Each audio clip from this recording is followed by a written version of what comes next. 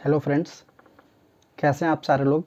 उम्मीद करते हैं अच्छे होंगे, स्वस्थ होंगे और अपनी तैयारी को और बेहतर करने का प्रयास कर रहे होंगे। स्वागत है आप सभी का मगध जोन एजुकेशन में। डियर फ्रेंड्स, जैसा कि आप सब जान पा रहे हैं, ये सीरीज लूसेंट का है। लूसेंट का मैं प्रतिदिन आपको क्विज प्रोवाइड कर रहा हूँ। तो लूसेंट में मैंने स्टार्ट किया है आधुनिक भारत। तो आधुनिक भारत से जुड़ी जितनी भी सारी जानकारी होगी मैं प्रयास करूंगा आपको प्रोवाइड करूं।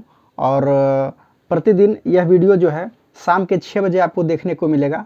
तो आप अगर चाहें तो 6 बजे से आप इस वीडियो को देख सकते हैं। अभी मैं लाइव तो नहीं आता हूं, किंतु आप अगर चैनल पे नए हैं तो वीडियो को आप चैनल को सब्सक्राइब कर लें और इस वीडियो को 6 बजे के बाद आप इसका आनंद ले सकते हैं। तो डियर फ्रेंड्स, आधुनिक भारत में मैंने कल 2 बिंदु पे डिस्कस किया था और आज मैं नेक्स्ट बिंदु पे आपके बीच में डिस्कस कर रहा हूं।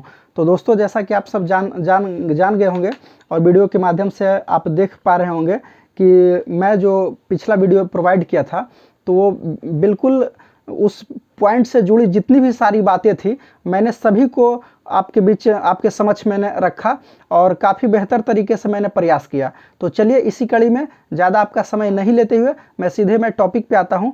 और आज का ये जो टॉपिक है वो है बंगाल पर अंग्रेजों का आधिपत्य। बंगाल पर अंग्रेजों का आधिपत्य। और इसमें पहला जो प्रश्न है आपके बीच वो ये रहा, मुगल साम्राज्य के अंतर्गत आने वाले प्रांतों में सर्वाधिक संपन्न राज्य कौन था। तो यह सर्वाधिक संपन्न राज्य जो था वो बंगाल था। कौन सा था? बंगाल था। नेक्स्ट क्वेश्चन है, मुर्शिद कुली खान ने अपनी राजधानी ढाका से कहां स्थानांतरित किया। तो ये किए थे मुर्शिदाबाद। कहां किए थे? ये मुर्शिदाबाद किए थे, जो कि भागीरथी नदी के तट पर स्थित है ना। नेक्स्ट प्रश्न, नेक्स्ट क्वेश्चन, इजारेदारी प्रथा किसने प्रारंभ किया था। इजारेदारी प्रथा को किसने प्रारंभ किया था? तो ये मुर्शिद कुली खां ने प्रारंभ किया था। किसने किया था? मुर्शिद कुली खां। नेक्स्ट प्रश्न है, अलवर्दी खां किस युद्ध के पश्चात बंगाल का नवाब बना। तो ये गिरिया के युद्ध के पश्चात बंगाल के नवाब बने थे, जो 1740 ईस्वी में, और सरफराज को मार करके वहां का नवाब बने थे। ओके, तो मैं नेक्स्ट क्वेश्चन की ओर बढ़ता हूं। बंगाल को भारत का स्वर्ग किसके शासनकाल में कहा जाता था। तो ये अलवर्दी खां के शासनकाल में कहा जाता था। इसने अपने शासन के दौरान मुगलों को राजस्व देना बंद कर दिया था। नेक्स्ट क्वेश्चन है, अलवर्दी खां का उत्तराधिकारी कौन हुआ। तो अलवर्दी खां का उत्तराधिकारी सिराजू दौला हुआ, जो कि उसका दामाद था, है ना। आगे बढ़ते हैं, काल कोठरी की त्रासदी ब्लैक होल ट्रेजेडी की घटना कब घटी थी। तो ये 20 जून 1756 ईस्वी को घटी थी। अगला प्रश्न है, काल कोठरी की घटना के रचयिता किसे माना जाता है। तो जेड हॉलवेल को माना जाता है। किसे? जेड हॉलवेल को माना जाता है। नेक्स्ट क्वेश्चन है, काल कोठरी की घटना में सिराजुद्दौला ने कितने अंग्रेज व्यक्तियों को बंद किया था। तो ये 146 अंग्रेजों को बंद कर दिया था, जिसमें मात्र 23 व्यक्ति ही जीवित रहे थे, बाकी मर गए थे, डेड हो गए थे। नेक्स्ट क्वेश्चन है, प्लासी का युद्ध कब हुआ। तो ये 23 जून 1757 ईस्वी को हुआ था। अगला क्वेश्चन है, प्लासी का युद्ध किसके किसके बीच हुआ था। तो ये प्लासी का युद्ध अंग्रेजों के सेनापति रॉबर्ट क्लाइव एवं बंगाल के नवाब सिराजुद्दौला के बीच हुआ था, है ना।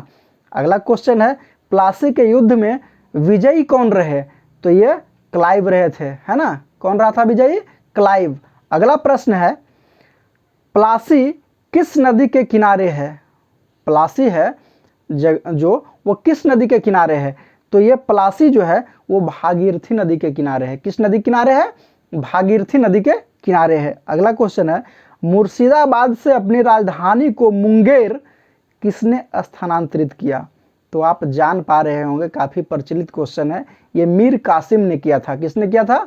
मीर कासिम ने किया था। नेक्स्ट क्वेश्चन है, बंगाल के राजधानी का क्रम, यानी कि उसका क्रम क्या है, मतलब फर्स्ट ऑफ ऑल कौन सी राजधानी थी, उसके बाद कौन सी थी। तो बंगाल की राजधानी का क्रम इस प्रकार है, पहले ढाका उसकी राजधानी थी, उसके बाद मुर्शिदाबाद हुआ, उसके बाद फिर मुंगेर हुआ। और आप जान ही गए होंगे कि मुंगेर किसने स्थानांतरित किया था, तो मीर कासिम ने किया था। ओके, नेक्स्ट क्वेश्चन की ओर बढ़ते हैं। बक्सर का युद्ध कब हुआ था? तो 1764 ईस्वी में हुआ था। यह रनिंग क्वेश्चन है। अगला प्रश्न है, बक्सर का युद्ध किसके किसके बीच हुआ? तो ये अंग्रेज एवं मीर कासिम के बीच हुआ। अगला क्वेश्चन है, बक्सर युद्ध में अंग्रेज सेनापति कौन था? तो ये हेक्टर मुनरो था। कौन था? हेक्टर मुनरो था। दोस्तों, ये थे क्वेश्चन आपके बंगाल पर अंग्रेजों का आधिपत्य से रिलेटेड। उम्मीद करते हैं कि एक एक क्वेश्चन को मैंने आपके बीच, आपके समक्ष में रखने का प्रयास किया हूं, और अगर इस बीच अगर कुछ छूट भी जाता है तो फिर मेरा प्रयास होगा कि और इस चीज़ को मैं बेहतर बनाऊं। वैसे तो मेरे हिसाब से लमसम सभी प्रश्न को मैंने अंकित किया है और आपके समक्ष में रख पा रहा हूं। तो दोस्तों, इसी कड़ी में आधुनिक भारत का ये चौथा जो टॉपिक है वो ये है कि अंग्रेजों के मैसूर से संबंध। इस टॉपिक पे अब हम लोग चर्च करेंगे। तो इस टॉपिक में आइए देखते हैं पहला प्रश्न आपके बीच ये रहा, हैदर अली कहाँ का शासक था? तो हैदर अली मैसूर का शासक था, या हैदर अली कहाँ का शासक बना? तो मैसूर का शासक बना। 1761 ईस्वी में बना था। कितने? 1761 ईस्वी में। अगला प्रश्न है, हैदर अली की मृत्यु कब हुई? तो ये 1782 ईस्वी में हो गई थी, यानी बहुत ज़्यादा शासनकाल इसका नहीं रहा, काफ़ी छोटा रहा था। अगला प्रश्न है, किस युद्ध के दौरान हैदर अली की मृत्यु हुई थी? तो ये द्वितीय आंग्ल मैसूर युद्ध के दौरान इसकी मृत्यु हो गई थी। अगला प्रश्न, हैदर अली का उत्तराधिकारी कौन हुआ?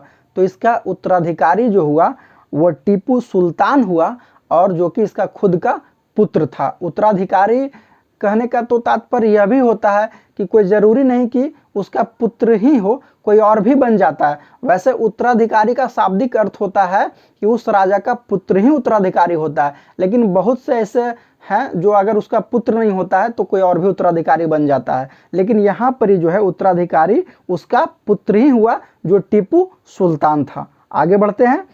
टीपू ने यानी टीपू सुल्तान ने अपनी राजधानी श्रीरंगपट्टनम में कौन सी उपाधि धारण करके किया था? तो उसने पादशाह की उपाधि को धारण करके राजधानी ने वहां उपाधि धारण किया था। कौन सा? पादशाह की उपाधि धारण किया था। कहाँ? श्रीरंगपट्टनम में। नेक्स्ट क्वेश्चन है, टीपू ने कहाँ स्वतंत्रता का वृक्ष लगवाया था? तो ये श्रीरंगपट्टनम में लगवाया था। नेक्स्ट क्वेश्चन है, टीपू सुल्तान किस क्लब का सदस्य बना था?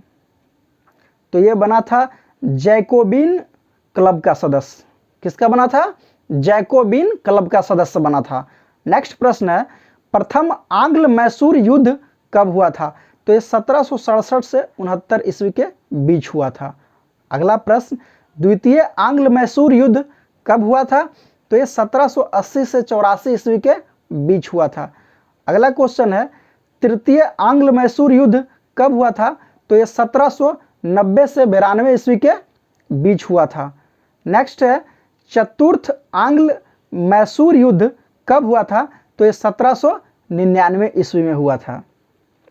अगला क्वेश्चन है, द्वितीय आंग्ल मैसूर युद्ध के समय गवर्नर जनरल कौन था? तो ये वारेन हेस्टिंग्स थे। कौन थे? Warren Hastings. नेक्स्ट प्रश्न है, तृतीय आंग्ल मैसूर युद्ध के समय गवर्नर जनरल कौन थे? तो ये कॉर्नवालिस थे। कौन थे? लॉर्ड कॉर्नवालिस थे।